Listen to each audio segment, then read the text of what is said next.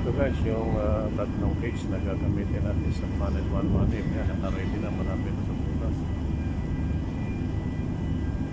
Yung una.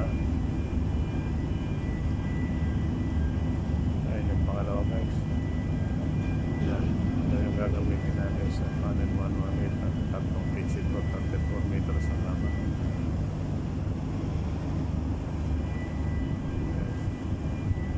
Ito, dalawa na to.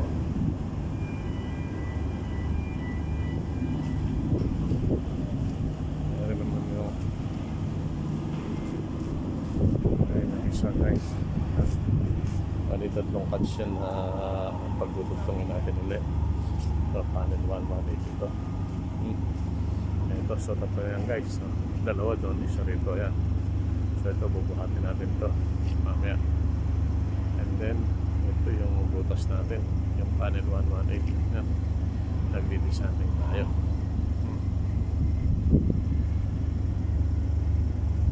Yan guys panel 118 ito, ready na itong cuts. Anytime na matapos yung sanding, bubuhatin natin itong umaga. Ito isang cuts, yan, tapos ayun yung dalawa guys. Ito na may crane natin, parking. Nag-hintay lang tayo na pagka tapos na start na tayo magbuhat. Ang guys, panel 118 yung ating hinahanda para bukas. Para bukas panel 118.